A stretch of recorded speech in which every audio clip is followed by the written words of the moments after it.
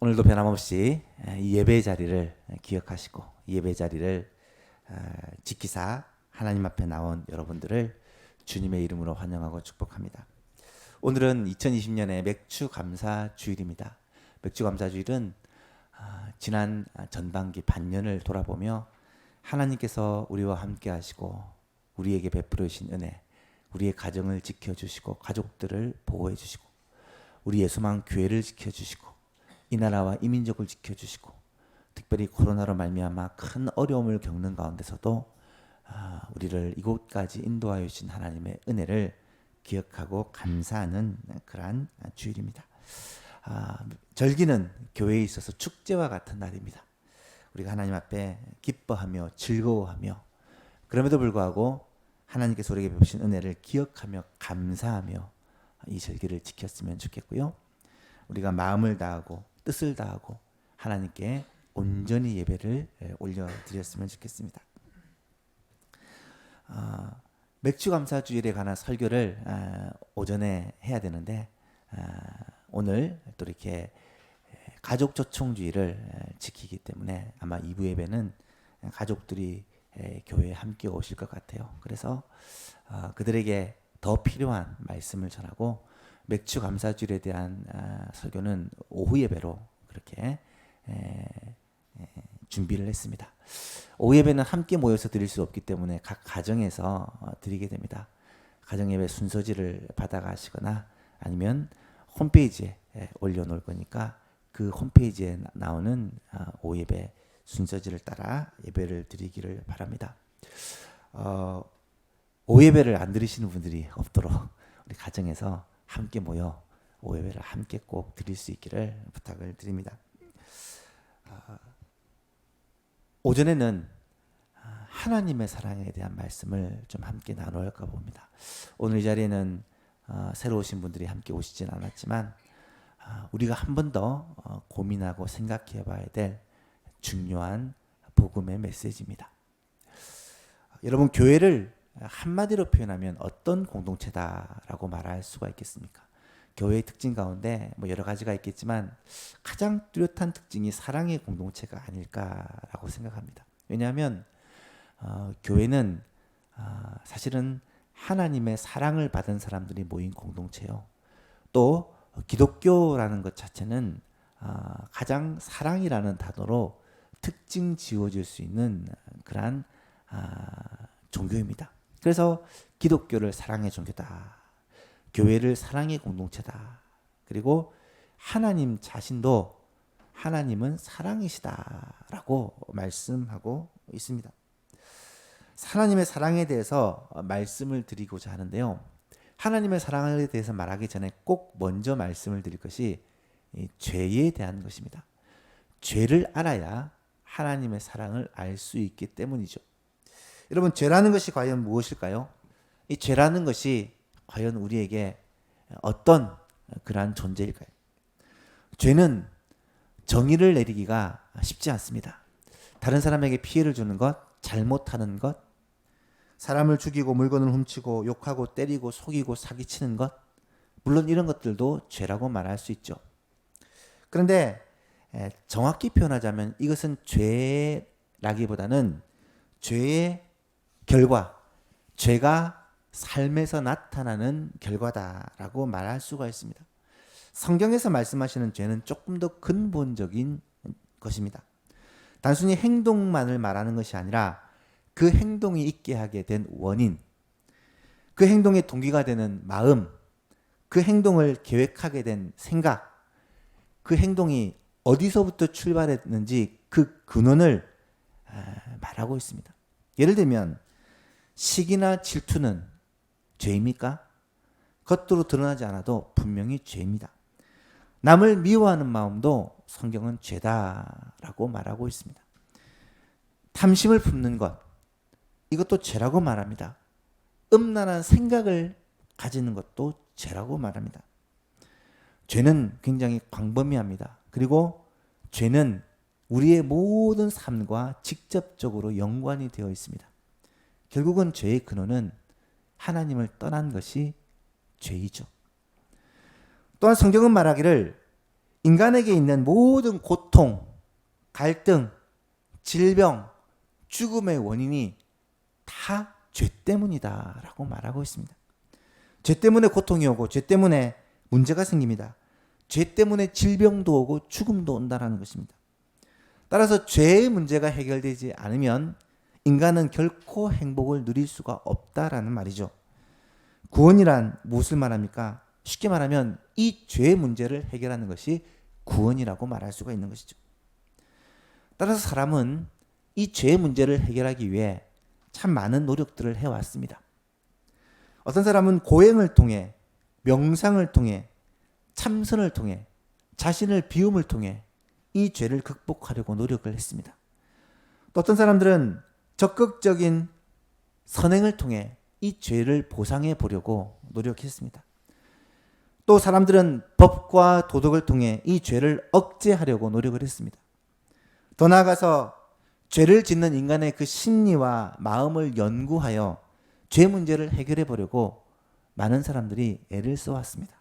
그런데 어떻게 되었습니까? 다 실패했습니다. 죄를 해결하려는, 죄 문제를 해결하려는 노력들이 사실은 성공을 거두지 못합니다. 그래서 시간이 지나면 지날수록 사람들의 죄는 더 광범위해져 가고 더 악해져 갑니다. 죄는 더 많아지고 더 교묘해지고 더 많은 사람들이 더 많은 고통들을 겪고 있다라는 것을 우리는 보고 있습니다. 아마도 이것은 시간이 지나도 영원토록 해결이 되지 않을 것입니다. 그렇다면 죄 문제에 대한 성경적인 해결 방법은 무엇인가? 하나님은 이 문제를 어떻게 해결하셨을까? 이것을 생각해 보아야 합니다. 제가 가끔 여러분에게 이야기하는 것이지만 저는 목사이고 제 동생은 내과 의사입니다. 여러분, 이 질문을 몇 번 드렸던 것 같아요. 목사인 제가 의사인 동생을 더 부러워할 것 같아요. 의사인 동생이 목사인 저를 더 부러워할 것 같아요. 세상 사람들은 흔히 그래도 목사보다는 의사가 더 낫지 않을까라고 생각을 합니다. 실제로 여러 면에서 더 좋기도 합니다. 저보다 4살이 어린데 동생은 벌써 자기 집을 가지고 있습니다. 그리고 대학 교수로 대학에서 가르치고 있죠. 명성도 부도 훨씬 더 많이 누리고 있습니다. 그런데 저는 동생이 전혀 부럽지 않습니다. 왜냐하면 의사라는 직업이 굉장히 고달프거든요. 제 동생은 내과 중에서도 혈액종양내과라는 그러한 과입니다. 여기는 주로 암 환자들을 약물로 치료하는 일을 담당하고 있습니다. 동생이 돌보는 환자 중에서는 회복되어서 다시 정상적인 삶을 사는 사람도 있습니다. 하지만 많은 사람들이 3개월, 6개월, 1년 단순히 생명을 연장하기 위해서 치료를 받습니다. 또 어떤 사람들은 특별한 치료도 해보지 못하고 진통제를 맞으면서 그냥 죽기를 기다리고 있는 사람들도 있습니다. 물론 아픈 사람들을 돌보는 것은 굉장히 의미도 있고 보람도 있는 일입니다. 하지만 굉장히 힘든 일입니다. 육체적으로도 힘들지만 무엇보다 정신적으로 힘든 일입니다. 사람을 고치는 의사는요, 또 공부를 굉장히 많이 해야 합니다. 동생이 1996년에 대학에 들어가서 지금 25년이 지났는데 아직까지 공부하고 있습니다. 여러분, 의학책이 얼마나 어려운 줄 아십니까? 얼마나 두꺼운 줄 아십니까? 동생의 방을 가서 책을 보니까 막 성경책보다 훨씬 두꺼운 책들이 너무 많더라고요. 또 영어로 된 책이 대부분입니다. 얼마나 읽기도 힘든지. 그런데 그 책을 늘 뒤적뒤적 하면서 봐야 합니다. 왜 그렇습니까? 사람을 고치기 위해서입니다. 더 놀라운 사실은 그 많은 지식과 그 많은 이론들이 시간이 지나면서 바뀐다는 것입니다. 의학 이론들은 거의 대부분 시간이 지나면서 바뀝니다. 왜 그럴까요? 사람들의 체질이 바뀌고 살아가는 환경이 바뀌고 또 새로운 병원균들이 계속해서 생겨나기 때문입니다. 최근에 코로나 바이러스로 말미암아 많은 사람들이 고통을 당하고 죽어가고 있는데 왜 치료제와 백신이 빨리 나와서 이 문제가 해결되지 않고 있습니까? 계속해서 변종이 나타나기 때문입니다. 무언가를 연구를 해놓으면 또 새로운 것이 나오기 때문이죠. 의사들은 평생 공부를 합니다. 그런데도 다 못해요.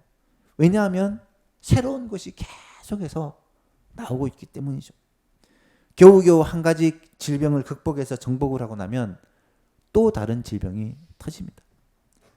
사스가 지나가니까 메르스가 나오고, 메르스가 나오니까 코로나19가 나오고, 또 앞으로 어떤 병이 전 세계를 유행할지 아무도 알 수 없습니다.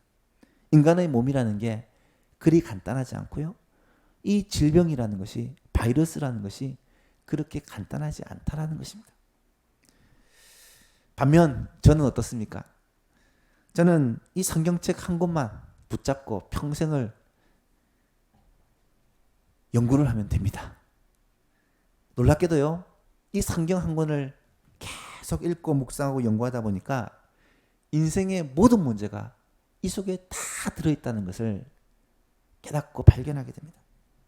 인생의 근본적인 문제, 말씀드렸던 죄의 문제, 죽음의 문제가 바로 이 성경 안에, 하나님의 말씀 안에 해답이 다 있다라는 거예요.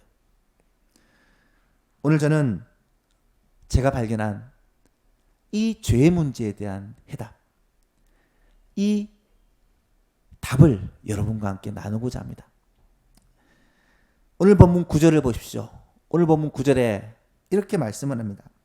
하나님의 사랑이 우리에게 이렇게 나타난 바 되었으니 하나님이 자기의 독생자를 세상에 보내심은 그로 말미암아 우리를 살리려 하심이라. 성경은 죄의 문제, 이 죄 문제의 근본적인 해결을 하나님의 사랑으로부터 찾습니다. 하나님의 사랑이 우리에게 이렇게 나타난 바 되었다. 오늘 말씀의 뜻이 무엇입니까? 하나님께서 자기의 독생자를 세상에 보내신 것은 그로 말미암아, 독생자 예수 그리스도로 말미암아 우리를 살리려 하십니다. 구원하려 하십니다. 예수님을 이 땅에 보내셔서 예수님으로 말미암아 우리를 살리려 하셨다라는 말이 무슨 말일까? 이 말씀을 조금 더 쉽게 이해하기 위해서 영화를 한 편 보도록 하겠습니다. 이 시간에 잠시 유명한 영화입니다. 모스트라는 영화를 같이 한번 보겠습니다. Když svítí, tak víš, že na tebe někdo myslí. Ty jsi lala. A ty doopravdy.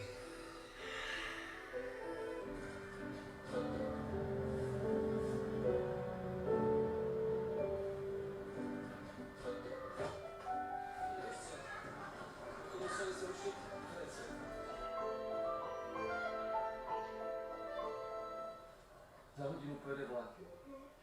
Za 30 minut pro tebe přijdu a půjdeme nahoru a budeme poštěčkou platka. Položíme most. No, mostem položíme most. Jo? Jo! 30 minut sedět, nikam neběhat.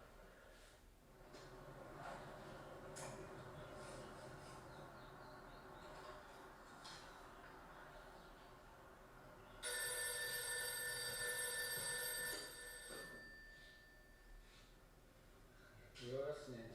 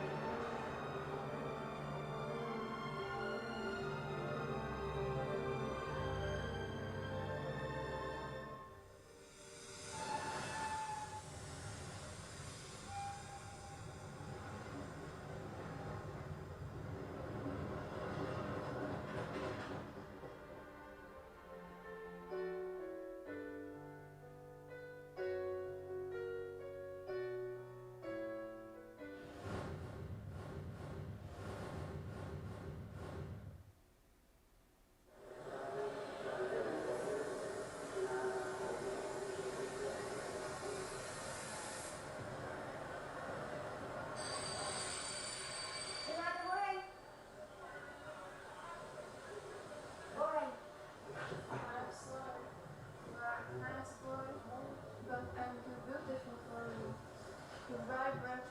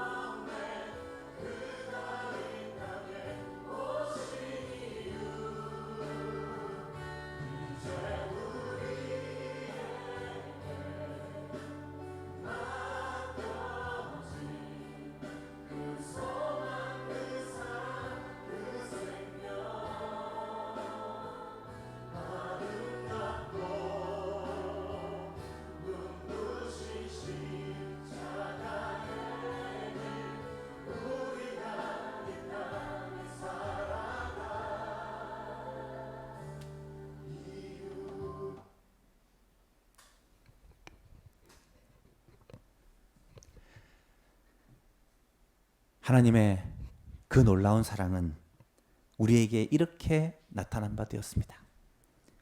오늘 본문을 다시 보시면 하나님의 사랑이 우리에게 이렇게 나타난 바 되었으니 하나님이 자기의 독생자를 세상에 보내심은 그로 말미암아 우리를 살리려 하심이라. 사랑은 여기 있으니 우리가 하나님을 사랑한 것이 아니요 하나님이 우리를 사랑하사 우리 죄를 속하기 위하여 화목제물로 그 아들을 보내셨습니다. 여러분, 여기서 화목제물이라는 말은 죄로 인해서 우리가 하나님과 원수가 되었을 때에 하나님과 우리를 화목하게 하기 위해서 하나님의 아들이신 예수 그리스도께서 친히 화목제물이 되셨다라는 말입니다. 화목제물이 되셨다라는 말을 이해하기 위해서는 구약의 제사제도를 꼭 알아야 합니다. 예수님이 십자가에 죽으시기 전에는 죄의 용서를 제사를 통해서 받게 됩니다.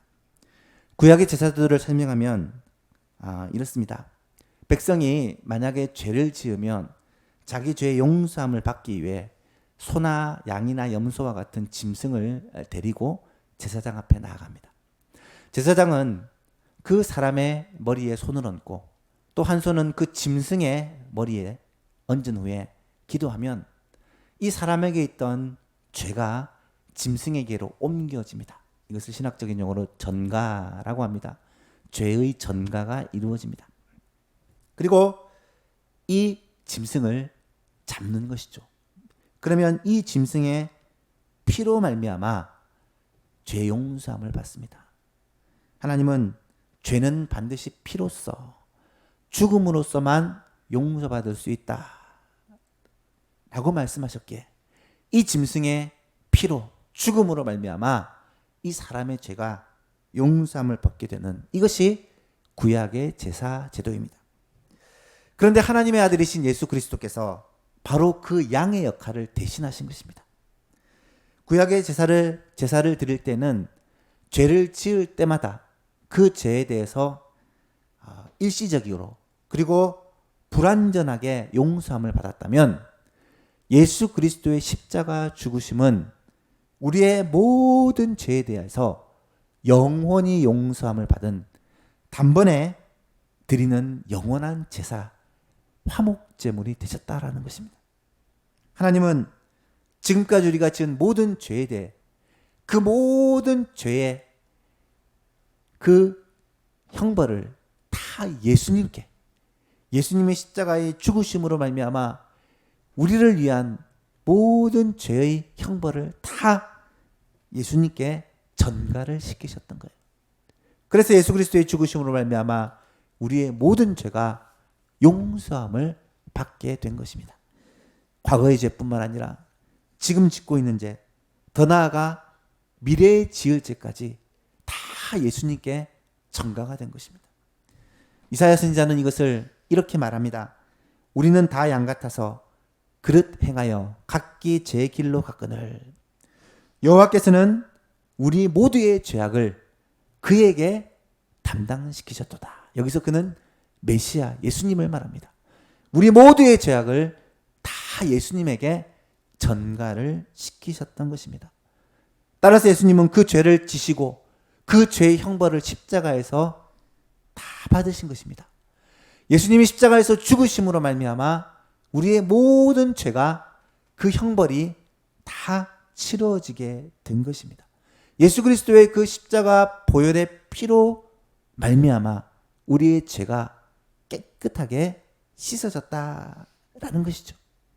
그래서 로마서 3장에서는 모든 사람이 죄를 범하였음에 하나님의 영광에 이르지 못하더니 그리스도 예수 안에 있는 속량으로 말미암아 하나님의 은혜로 값 없이 의롭다 하심을 얻은 바 되었느니라. 이 예수를 하나님이 그의 피로써 믿음으로 말미암는 화목 제물로 세우셨으니. 사랑하는 성도 여러분, 이 모든 것이 가능하게 된 것이 바로 하나님의 사랑 때문입니다.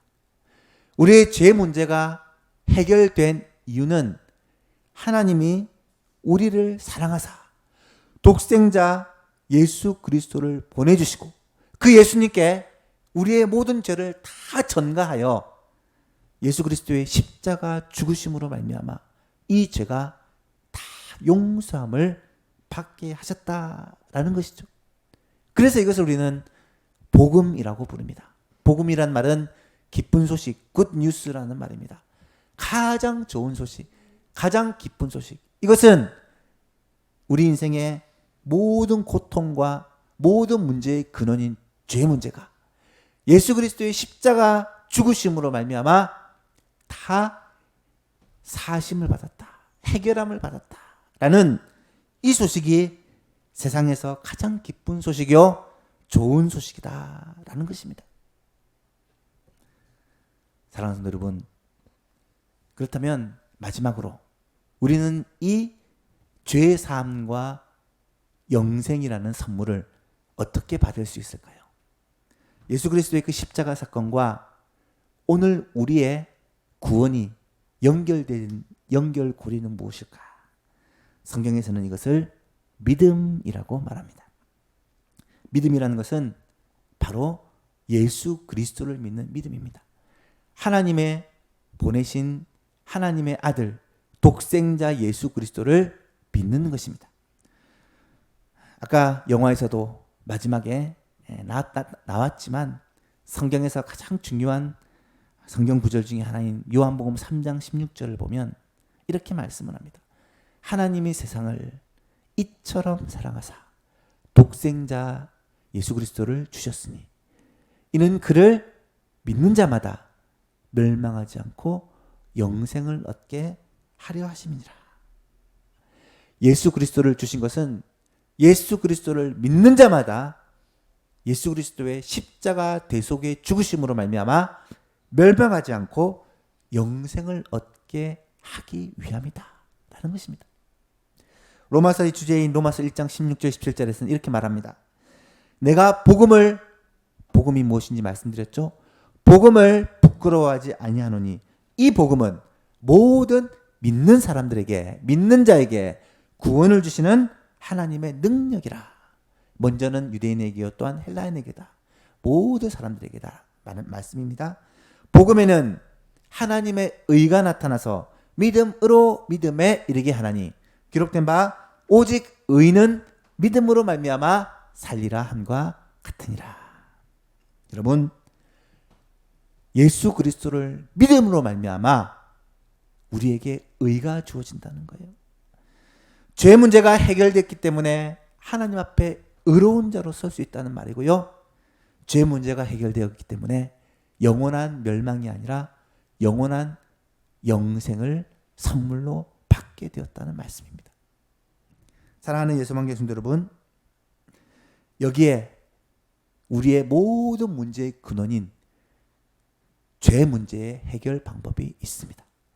죄 문제는 아무리 노력하고 아무리 애를 쓴다고 해결되지 않지만 예수 그리스도의 보혈의 공로, 나를 대신하여 이 죄를 다 지시고 십자가에서 죽으신 예수 그리스도를 믿음으로 말미암아 우리의 모든 죄의 문제가 해결이 된 것입니다. 누구든지 예수 그리스도를 믿으면 죄 사함을 받게 되고 구원을 받게 되고 영생을 얻게 된다는 것이, 이것이 성경이 말씀하시는 핵심이요 우리에게 말씀하시는 가장 복된 소식 복음이라는 사실입니다. 이 자리에 앉아 계신 우리 예수만교회 성도들은 이 복음을 받고 믿었기 때문에 이렇게 주님을 찬양하고 감사하며 예배드릴 수 있는 것이죠. 이부 예배 때는 또 가족들 가운데 믿지 않는 사람들이 오실 건데, 여러분, 이 복음, 예수 그리스도의 대속의 죽음으로 말미암아 우리가 죄의 문제를 해결받고 구원을 받게 되었다는 이 복음을 그들도 믿고 예수 그리스도를 믿음으로 말미암아 그들도 이 죄 사함과 구원과 영생에 동참하게 되는 그런 놀라운 은혜가 있기를 함께 기도할 수 있기를 바랍니다. 같이 한번 기도하겠습니다. 하나님 아버지, 감사합니다. 복음의 가장 핵심인 예수 그리스도의 대속의 죽으심, 이것은 하나님이 우리를 사랑하사 자기 독생자를 우리를 위하여 보내어 주셨고 자기 독생자 예수 그리스도를 희생시킴으로 말미암아 우리를 구원하여 주셨음을 깨닫게 하여 주시니 감사합니다. 하나님 아버지, 예수 그리스도의 십자가가